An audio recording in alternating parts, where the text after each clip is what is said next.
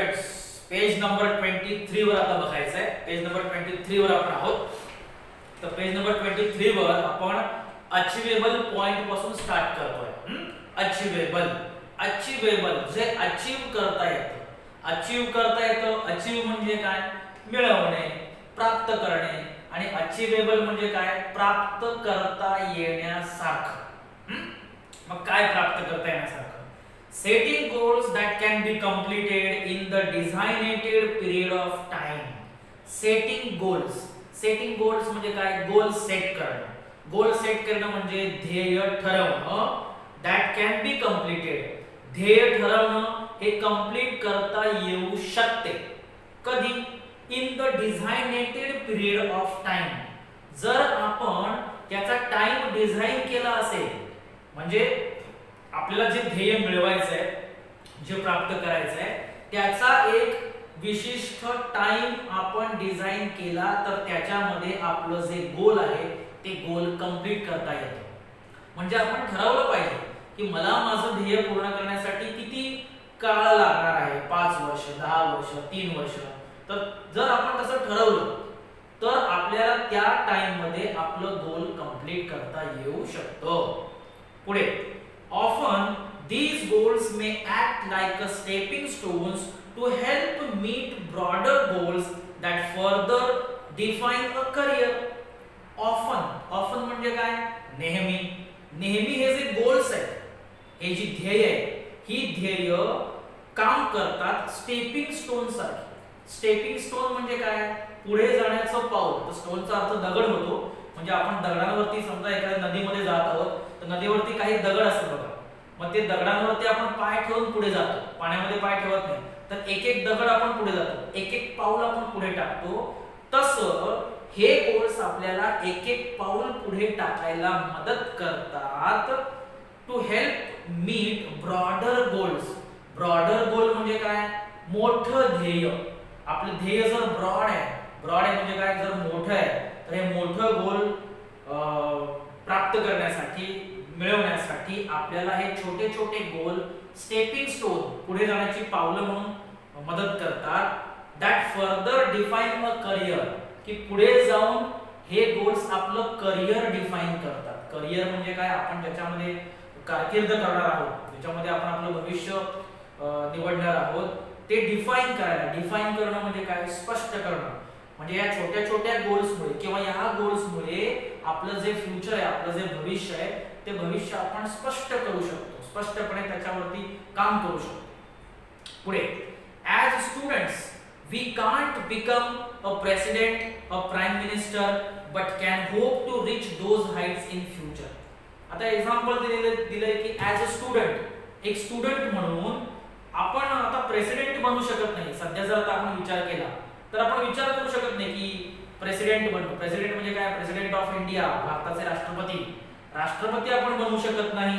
Prime minister म्हणजे पंतप्रधान आपण बनू शकत नाही ॲज अ स्टुडंट म्हणून. पण can hope, we can hope, HOPE, hope म्हणजे काय? आशा. पण आपण एक आशा मनामध्ये ठेवू शकतो त्या हाईटला पोहोचण्याची. To reach those heights. Height म्हणजे काय? उंची. ती जी उंची आहे, भारताचे पंतप्रधान किंवा भारताचे राष्ट्रपती, ही एक फार उंचीची पद आहे. यांना फार मान आहे आपल्या देशामध्ये, किंवा ही फार मोठी पद आहे.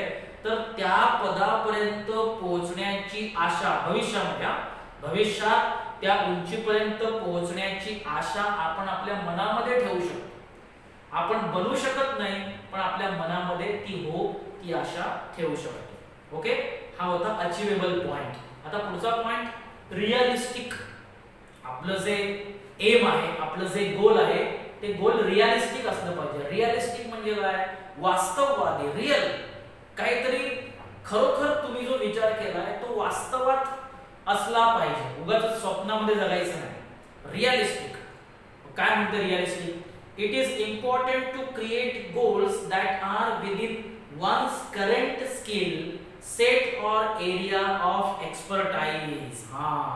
काय म्हटलंय? इट इज इम्पॉर्टंट, महत्वाचं आहे. काय महत्वाचं आहे? टू क्रिएट गोल्स क्रिएट करणं.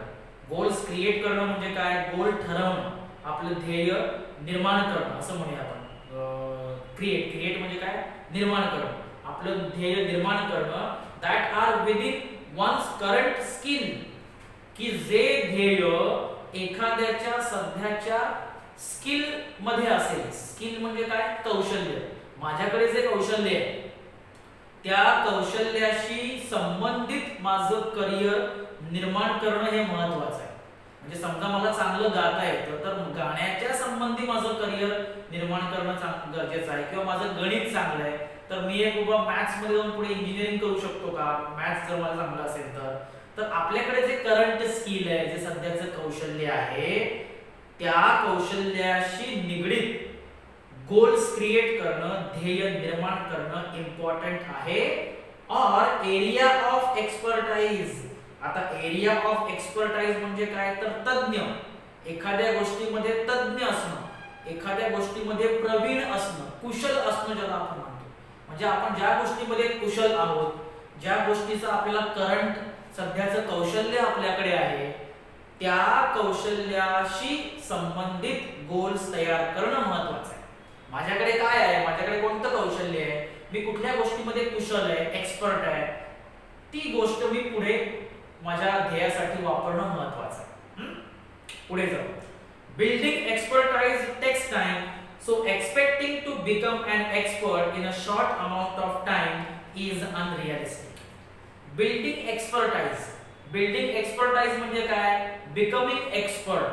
Becoming expert म्हणजे काय, तर एक्सपर्ट बनणं, तज्ञ बनणं, एखाद्या गोष्टीमधला तज्ञ, एखाद्या गोष्टीमधला कुशल व्यक्ती बनणं याला टाइम लागू शकतो. It takes time. कळलं का? मराठीमध्ये म्हण आहे, पी हळद आणि हो गोरी. हळद पिली किंवा हळद लावली की लगेच गोरं होत नाही. कळलं का? म्हणजे थोडक्यात काय, की आपण एका दिवसामध्ये, 2 दिवसामध्ये, 3 दिवसामध्ये कुठल्याही गोष्टीमध्ये एक्सपर्ट बनू शकत नाही, त्याला काही वेळ लागतो. So building expertise takes time, becoming expert takes time. Expert बनायला वेळ लागू शकतो. सो एक्सपेक्टिंग म्हणजे काय, अपेक्षा करणे. कसली अपेक्षा, to become an expert, expert बनण्याची अपेक्षा. In a short amount of time. Short amount of time म्हणजे काय, कमी कालावधीमध्ये, कमी वेळेमध्ये. कमी वेळेमध्ये एक्सपर्ट बनण्याची अपेक्षा करणं हे अनरिअलिस्टिक आहे. अनरिअलिस्टिक म्हणजे काय, अवास्तववादी. मी जर 2 दिवसामध्ये किंवा 4 दिवसामध्ये किंवा आठवड्यामध्ये जर एखाद्या गोष्टीतला तज्ञ बनणार असेल तर ती माझी अपेक्षा रियालिटीला धरून नाहीये, ती अनरिअलिस्टिक आहे, ती वास्तववादी नाहीये. समजलं? कुठली गोष्ट शिकायला आणि त्यात एक्सपर्ट व्हायला वेळ लागतच असतो. तो वेळ आपल्याला द्यावाच लागतो. समजलं?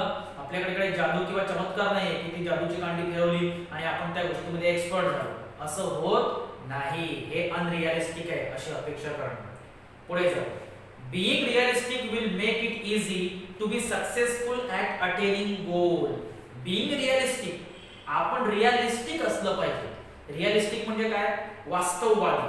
वास्तववादी असणं हे आपल्याला इझी असतं, सोपं बनवतं कुठल्याही गोष्टीमध्ये. किंवा अटेनिंग गोल्स. अटेनिंग गोल्स म्हणजे काय, तर गोल्स मिळवणं, ध्येय प्राप्त करणं किंवा ध्येय प्राप्त करण्यामध्ये सक्सेसफुल होणं म्हणजे यशस्वी होणं.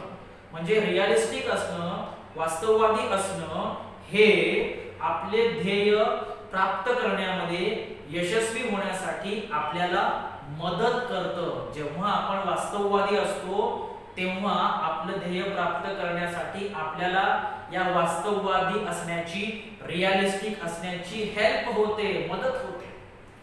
जर आपण रिअलिस्टिक नसेल तर आपण सक्सेसफुल शक्यतो होत नाही, कारण का आपण रिअलिटीचा विचार करत नसतो, आपण स्वप्नामध्ये असतो. कळतंय? पुढे जाऊया. If defensive and not aggressive, the goal perhaps lacks realism. जर आपण डिफेन्सिव्ह नसेल, आता डिफेन्सिव्हचं मीनिंग बाजूला दिलेलं आहे बघा. डिफेन्सिव्ह म्हणजे काय, जस्टिफिकेटिव्ह. जस्टिफिकेटिव्ह म्हणजे काय, आपलं गोल आपल्याला जस्टिफाय करणं. जस्टिफाय करणं म्हणजे विशद करणं. विशद करणं म्हणजे काय, स्पष्ट करणं. म्हणजे स्पष्ट करता आलं पाहिजे की मला काय बनायचंय, काय करायचंय. जर आपण डिफेन्सिव्ह नसेल म्हणजे आपल्याला जर स्पष्ट करता येत नसेल, अँड नॉट ॲग्रेसिव्ह, आणि त्यात आपण जर ॲग्रेसिव्ह नसेल, ॲग्रेसिव्ह म्हणजे काय तर आक्रमक, आपण त्यात आक्रमक नसेल, जर आपल्याला जस्टिफाय करता येत नसेल, तर ते जे गोल आहे त्या गोलमध्ये रिअलिझमची कमतरता असू शकते. लॅक्स रिअलिझम, लॅक्स म्हणजे काय कमतरता असणे, आणि रिअलिझम म्हणजे काय, रिअलिझम म्हणजे वास्तव जो आहे, वास्तवपणा किंवा खरेपणा. म्हणजे आपलं गोल जर आपल्याला स्पष्ट करता येत नसेल तर आपल्या ध्येयामध्ये रिअलिझमची कमतरता असू शकते किंवा वास्तवाची कमतरता असू शकते. कारण तुम्हाला काय करायचं हे जर तुम्हाला सांगता येत नाहीये तर तुमच्या गोष्टीमधला किंवा तुमच्या ध्येयातला खरेपणा कसा कळणार.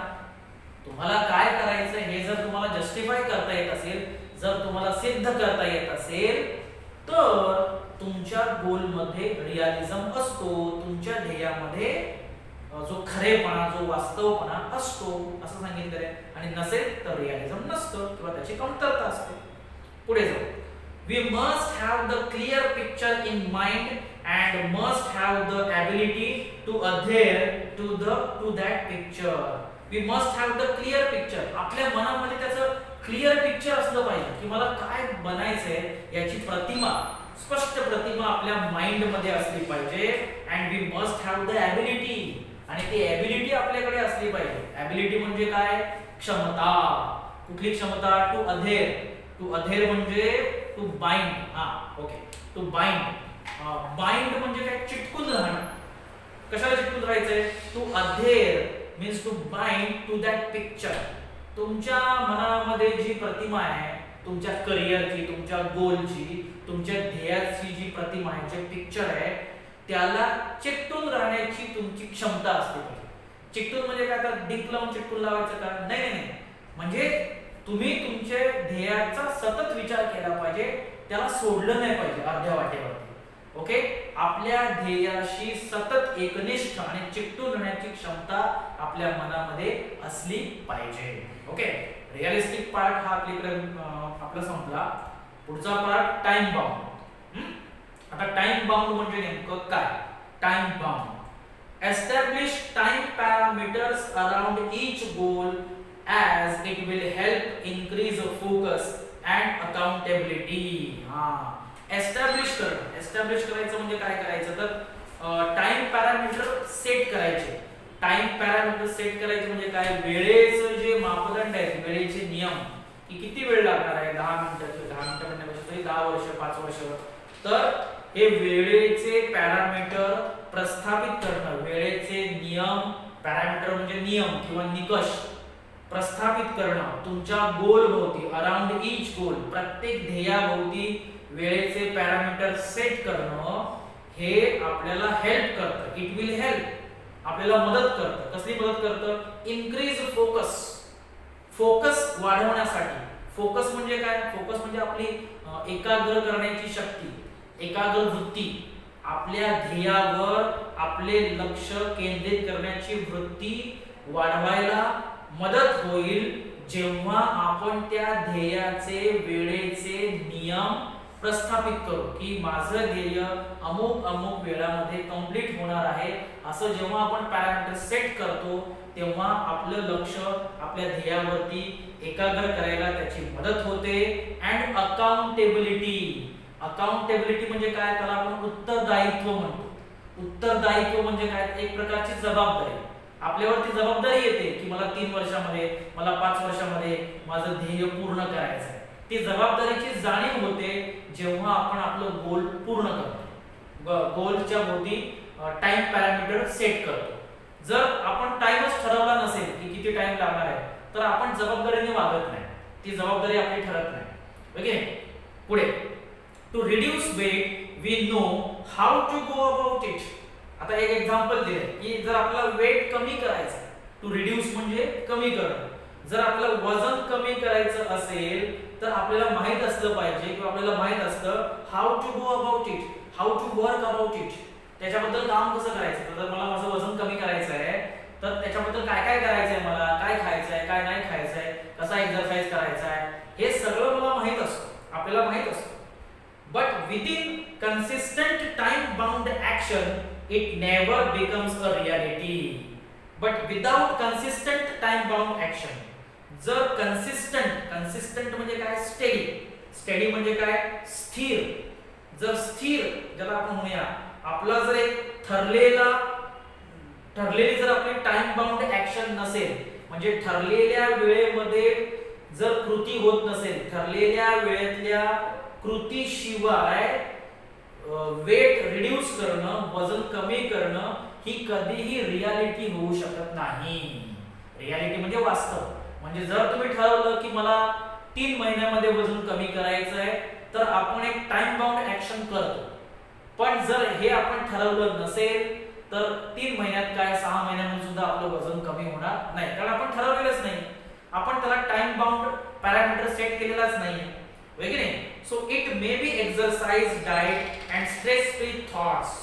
मग आपले जे ऍक्शन आहेत ते ऍक्शन काय काय असू शकतात, एक्सरसाइज म्हणजे व्यायाम, डाएट म्हणजे आहार, and stress free thoughts. Stress free thoughts म्हणजे काय, तर तणावमुक्त विचार. या 3 गोष्टी आणि प्लस त्याला लागणारा टाइम, हे जर आपलं ठरलं तर आपण अतिशय कमी वेळेमध्ये म्हणा किंवा आपण ठरलेल्या वेळेमध्ये आपण आपलं वेट रिड्यूस करू शकतो. म्हणजे आपण आपलं जे वजन आहे ते वजन कमी करू शकतो. ओके, तर पेज नंबर 23 वर आपण आहोत आणि आपला टाइम बाउंड हा पॅसेज चालू आहे. स्ट्रेस फ्री थॉट्स पर्यंत आपण आलेलो आहोत. ओके, तर इथं आता आपण थांबूया आणि बाकीचा भाग आपण पुढच्या लेक्चरला घेऊ. थँक्यू.